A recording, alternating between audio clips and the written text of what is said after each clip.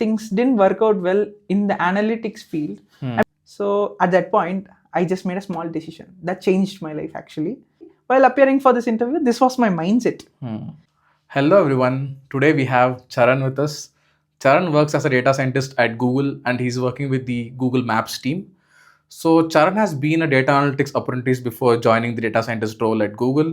So let's hear more about Charan's journey from him, like which college he studied, what branch he took, and how did he join the apprenticeship program, and later how did he convert the opportunity into becoming a full-time employee at Google. So welcome Charan. Thank you for joining us with the podcast. So can you please start with like explaining your journey? Yes, thanks Hariharan for first of all inviting me for this podcast. And it's a great opportunity for me to share my insights and my journey and how did I start seeking for things and how did I land here. So these kind of things I hope like I'll make a clarification and a lot of people might be like interested in listening this. So first thing is I started my college like in 2020, that is like COVID, mid of COVID actually. So after my 12th exams, like the COVID lockdown started and going further, like I was preparing for my JE exams and eventually like it didn't work out much. So I just applied for other colleges and eventually like for a good college and a good branch, if I get, that was my criteria. And I took like I had interest in electronics, by the way. So my first priority was electronics in any college was if in a good college is fine. So I chose like VIT for electronics, and computer science was not in my bucket list at all. And even for my rank and stuff, like computer science is a cakewalk for me to get it. But even though I got into electronics, Right. so why? Because like I had interest, like I mentioned, right? Like so I started with that and going further, like in the second, third year, we got this electives, right? Like once you complete your core subjects, electives will be like you have a freedom to choose things, right? So at that point, like a lot of things, like there were a lot of options. And one thing is like, I thought, okay, we have a bunch of friends in other subjects like computer science and stuff. They said like it'll be fun and easy. And so I thought, okay, let's choose data analytics as a first elective. And in that, like you have to mandatorily do a project. And going further in this, there was a continuation course too. So you have to do a mandatory project. And a lot of people, they started doing projects like there'll be top 50 projects in Right. internet, and they used to take it. So at that point, I just made a small decision that changed my life actually. So first thing is like I thought I just brainstorm things.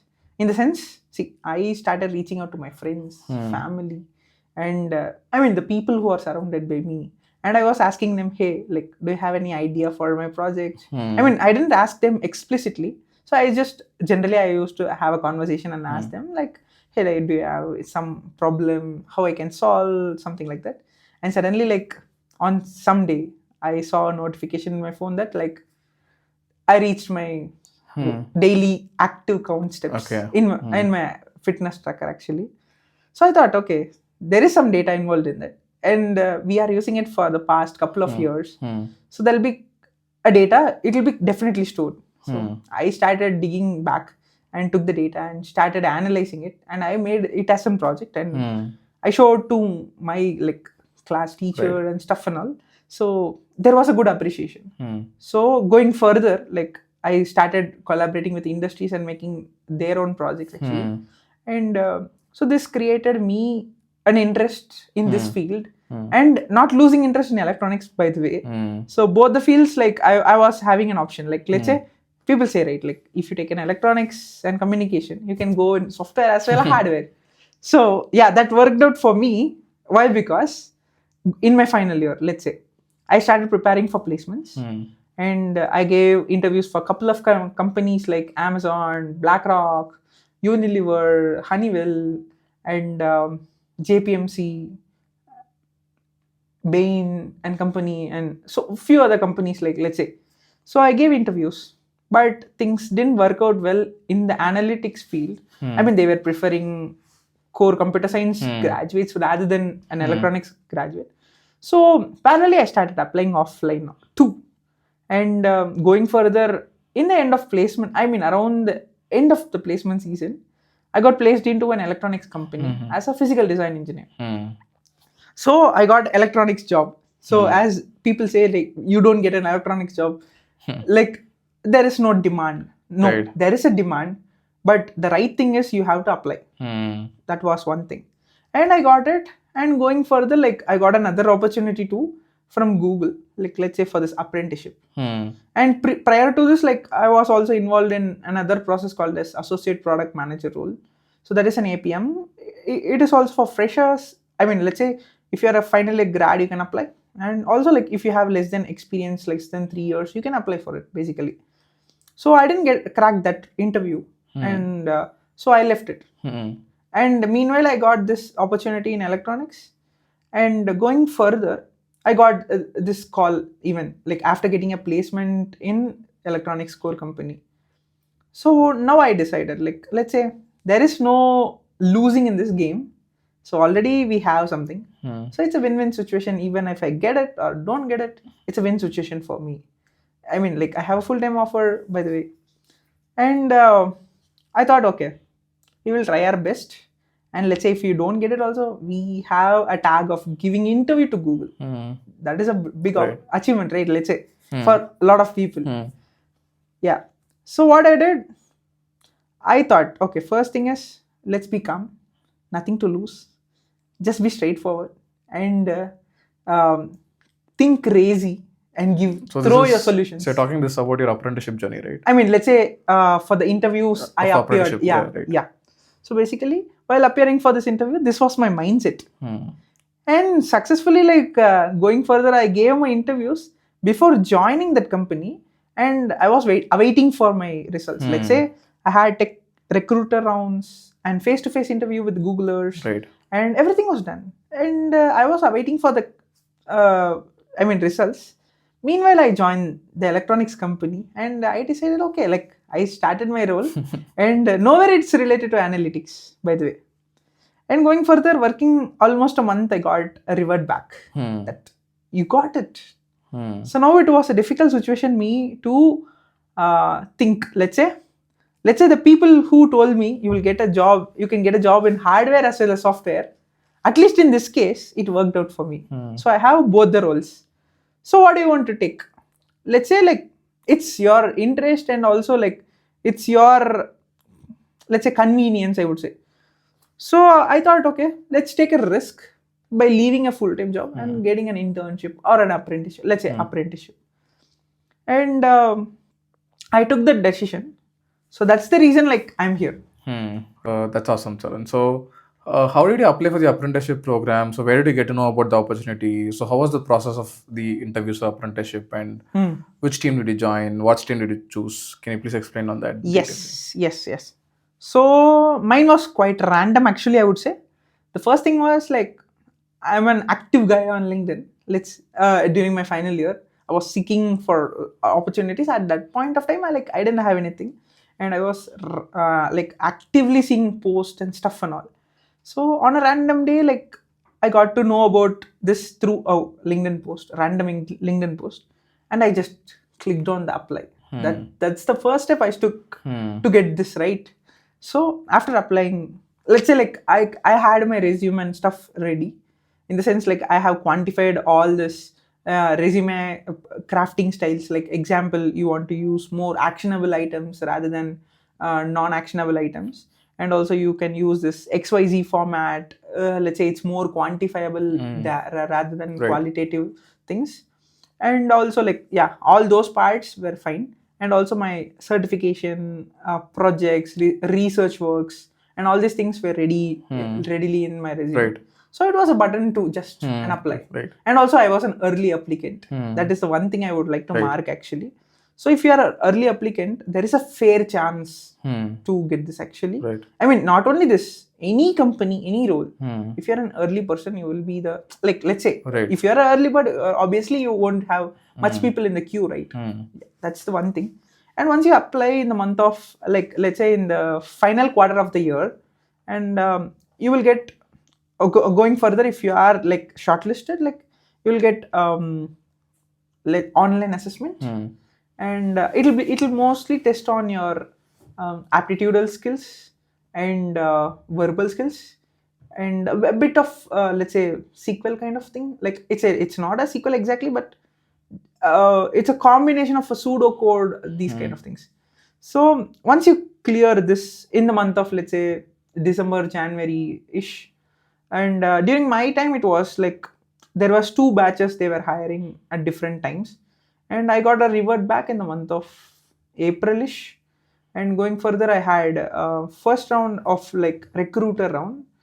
So there they will be testing on your communication skills and fitness for this. Let's say fitness in the sense like how fit you are, Right. and also do you have a relevant experience or relevant interest in this particular thing what you have applied. Let's say like there are different tracks like software engineering apprenticeship, data analytics Right. apprenticeship, digital marketing, and you have project management apprenticeship.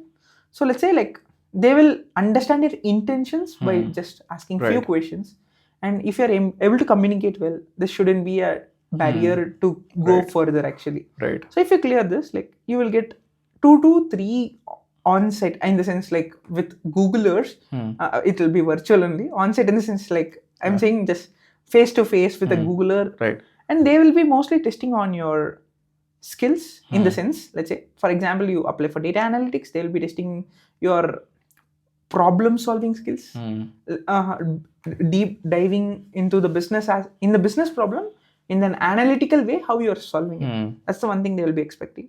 And if you want to similarly like go for project management, digital marketing, and software, let's say for software, that's coding obviously, and optimized coding, that's it. And for digital marketing and project management, it's more into like communication, business problem drill downs, and structured approaches. Right. So these kind of things they'll be generally expecting. And let's say like more or less for all the apprenticeship roles, it will be more generically inclined towards business case problem solving.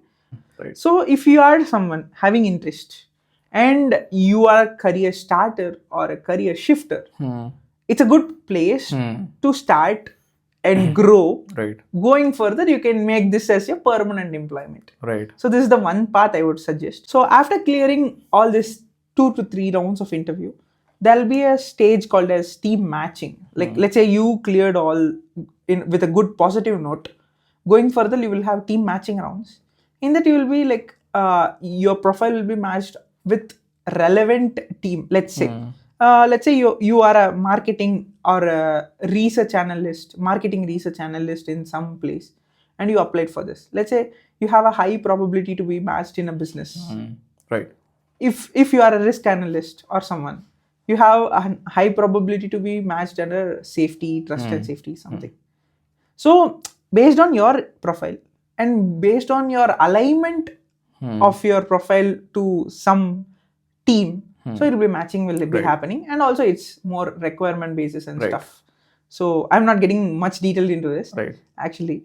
So and going further, like once you have team matching rounds done, so there is no much involvement of our contribution, so it will be automatically done, and you will be rolled out the offer, and you will be joining on a particular date what they assign. Got it. So for the audience, can you please explain what is the Google Apprenticeship program? What is the tenure? What are the different streams offered? As you already mentioned, but can you just give a summary of the apprenticeship program at Google? To summarize this, like apprenticeship is program is basically for, as I mentioned, like it's for career starters, career shifters, and if you want to get into an unknown domain. So this is the right point, and it is also a work and study based program, whereas you'll be studying for 20% of the time and working for 80% of the time. Whatever you have learned in this program, you will be applying it. This is one thing. And what are the streams is like, let's say currently like there are streams like data analytics, digital business marketing, and project management, and software apprenticeship. And also previously there was some other apprenticeships, IT apprenticeship and all, like now it's not in existence actually. So these 4 streams are the major streams. Now it is like being implemented.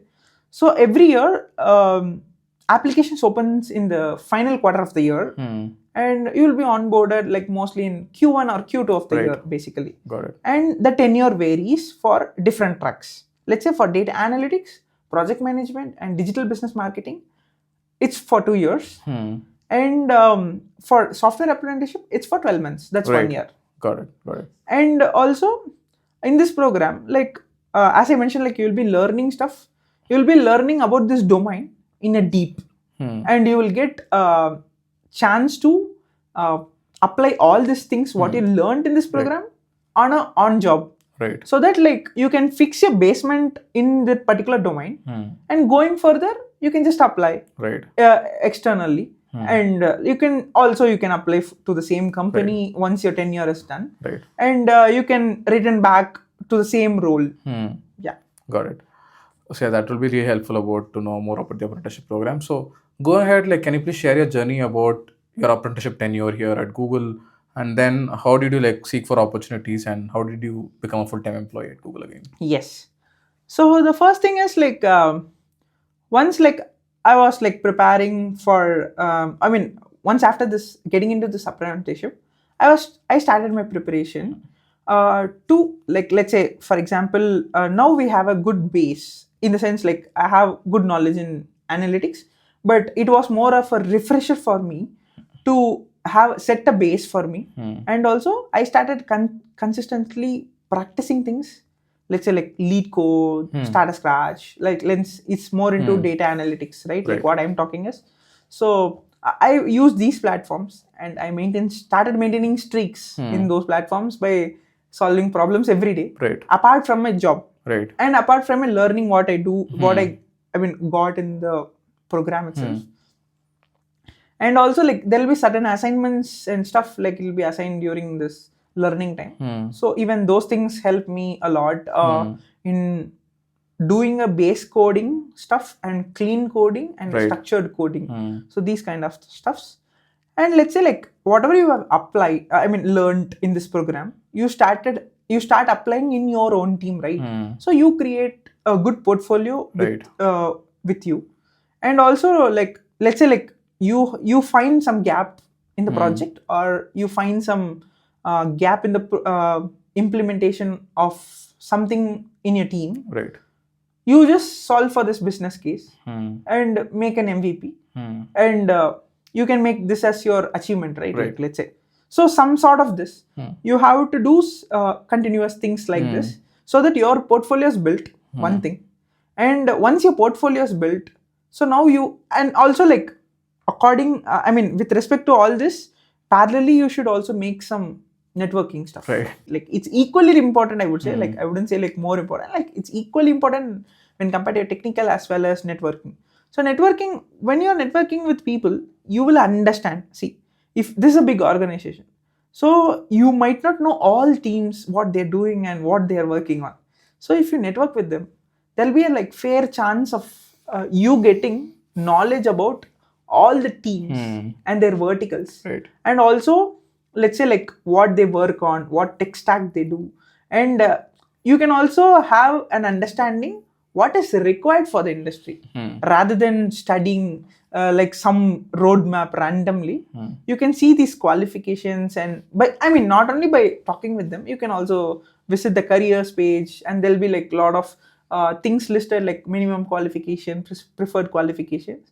You can just start seeing that, and then you can start your preparation. And also like one thing is like preparation, networking, and then going further, right opportunity at the right time. Let's say you apply for opportunity, and if you're not prepared, that's waste. Again a waste, right? Like it's not, at that point that's a waste. If you get a chance, if you don't do well, you won't get a chance next time. It's very difficult.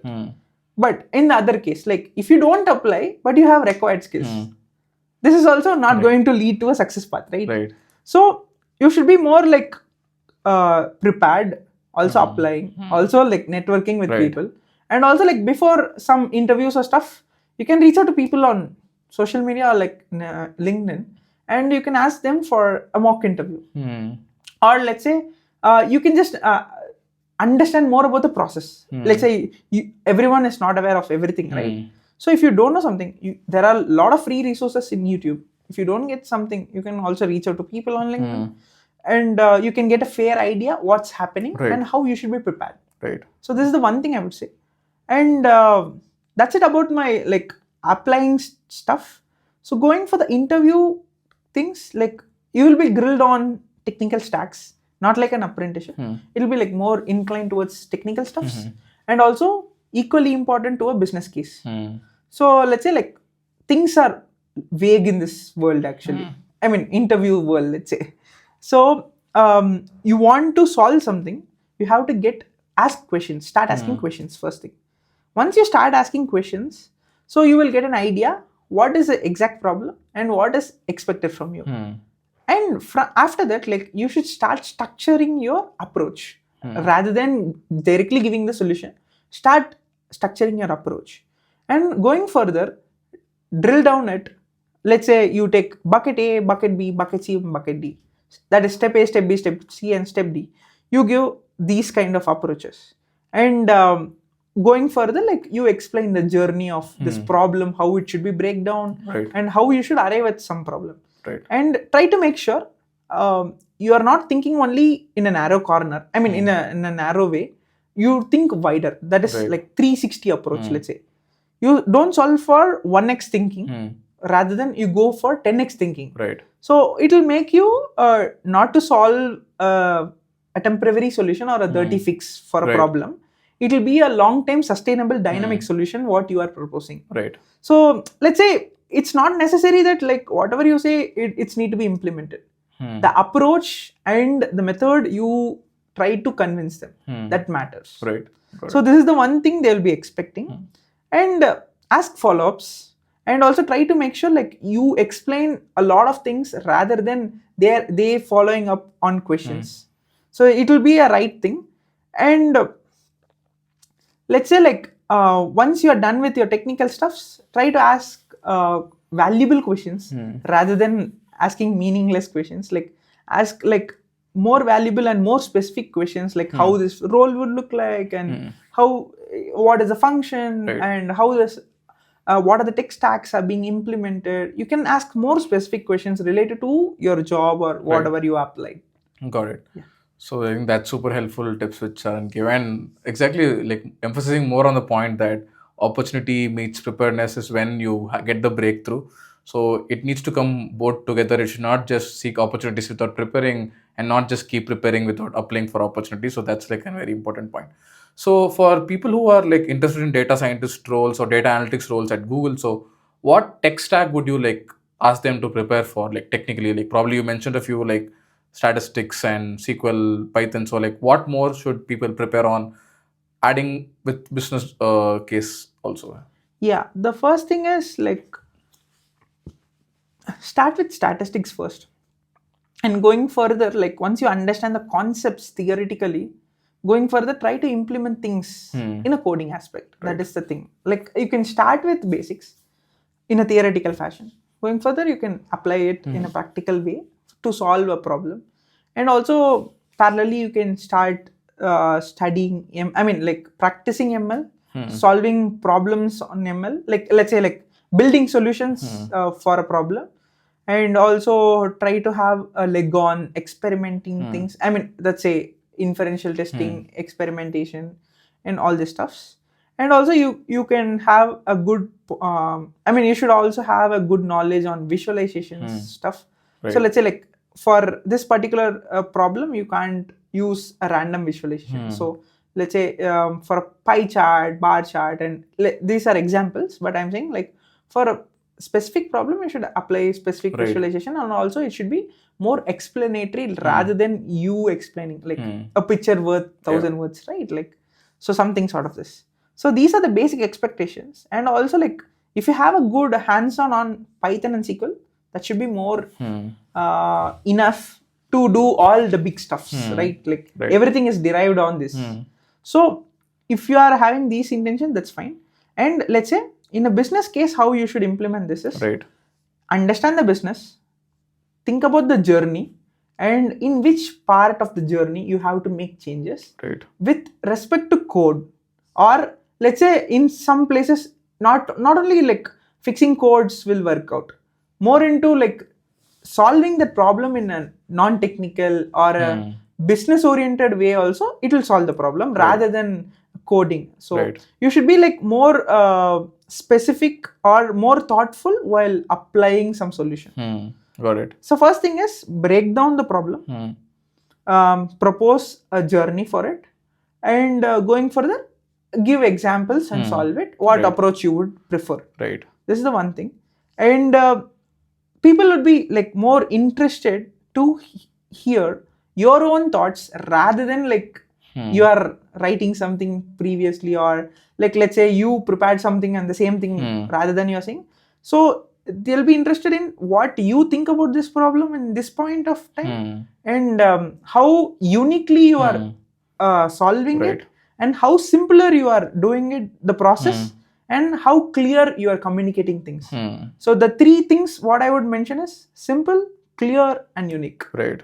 So if you meet these three things, so people will be interested in listening your thoughts rather than like let's say you know something, I tell you the same thing. Will you be able to listen in an interesting fashion? Right. That is the one thing, right? That's a human psychology. Right. So you should be mindful on this. Yeah, that's super interesting. So for the audience, like, can you please share some of the resources which you used to prepare, like both technical things, and also I think you explained some complex business case scenarios, and also like things like keeping it structured, how to like answer it more clearly. So how did you like practice those skill sets for both? Like you can share resources for both like technical things and also for the non-technical things which you used. For the technical things, like as I mentioned, like hands-on on SQL and Python. To do this, like you can use platforms like LeetCode, StataScratch, HackerRank, CodeChef, and all these things. And also let's say like you can also use models to deploy and stuff. That is also a different thing. And to learn more about this, you can follow YouTube channels. There are a lot of free resources, and there is no constraint to pay and watch something, right? Like everything is available for free. And also like there are multiple languages you have resources nowadays. So if you're not comfortable with English, or if you're comfortable with your mother tongue or your native language, go ahead and watch rather than like being idle. Start something. Right. So that is the one thing I would say. And accordingly, if your cadence match, that's fine. If your thing doesn't match, shift to one different channel and watch. Right. So try and experiment things. I mean, this is the point where you can do rather than doing nothing. Right. And for non-technical things, so let's say it doesn't need preparation, in the sense like if you are able to communicate things well, and if you are able to solve for a problem, and let's say like, see, every day you have some problem, right? If you are able to take wise decisions, that should be more than enough. Or if you are in a difficult situation and if you can handle it smoother, so these things would pretty much enough, rather than like you are preparing for this particular scenario what you did. And also if you are in a college or in a phase someone like in a college, what you can do is like you can start owning leadership. You can take initiatives, and also you can start making unique things and experiment things, do projects, and don't do things from which is available readily on internet, or don't use like to brainstorm ideas. You can use LLMs and stuff, but to implement you should have some unique point so that it becomes your unique selling point to someone. Got it. Yeah. Sounds good. Charan, thanks so much for sharing those resources. That will be like really helpful. Sure. So Charan, so finally, like, do you have any tips which you want to share for students aspiring to get into Google or to get into the data scientist or the data analytics domain? So what would be your suggestion for them? So the first thing is like, if you are a student, or I mean even a working professional, that doesn't matter.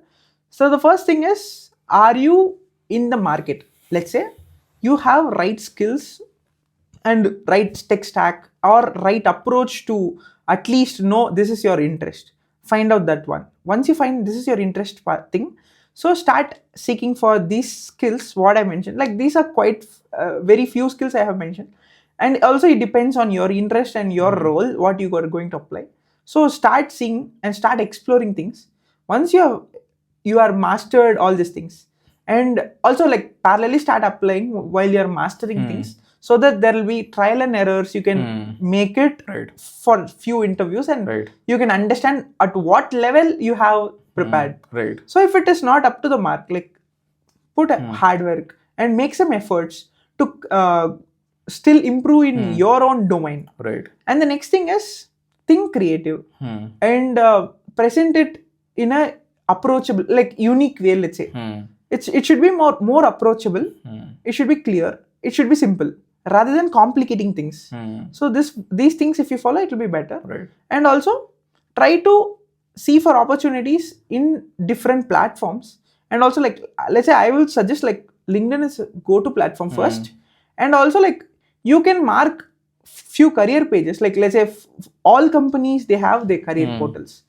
You can just have a look on these things and just create alerts or create some let's say for some automation, such that it throws you something, like whenever there is something new, it throws you an alert or something. So if you do this, like, you can get things. So once you figure out right opportunities, reach out to people on LinkedIn, understand about the role, and also, if possible, get a referral. That should be a good thing. And also, like, if you feel like this is the right chance and right time, start applying and start going further. If you get rejected, that's totally fine. What I would say is, like, let's say if you get 100 times of rejection also, that's fine. You just need one selection. Not 100 rejections. Like, I mean, not 100 selections. You just need one selection to get into some position like this, right? So if you are rejected also, don't worry at all. Just keep applying and try to see, like, each and every time when you are rejected, just go back and check at which point it might become an error from, let's say, if it is from your side or from the opposite side also, it's fine. Understand thing. And if you appear for some interview, if you get rejected also, what I would say is, like, just think what you presented, what they asked, and all these things, recollect things, and you understand your mistakes. So once you figure all this path, so at this point, like, let's say after trialing and erroring things, and let's say, like, for everyone cannot get in a first one go, right? Like, it won't work for everyone. So let's say if you figure all these things out, let's say today, if you don't get it also, you'll get it tomorrow or someday. You will definitely get it, but you should keep trying and thriving for it rather than not trying it. So this is the one thing I would say. That's like a very good advice. Like, it's like better to face 100 rejections than not applying and just thinking through by yourself that you will not clear interviews. So it's better to get rejected with somebody else than rejecting yourself, actually. So that's like a very good point, and so thank you so much for your time, and thank you so much for sharing the research. So I'll link Charan's LinkedIn down in the description. You can reach out to Charan if you have any more questions. He'll be happy to answer and take up your questions. And probably if you have any other questions, like, add it to the comments also. I'll ask Charan to, like, reply to those, so that you'll get your answers cleared. And again, like, thank you so much, Charan, for joining and sharing your journey with us. Thank you. Yeah, awesome. Yeah.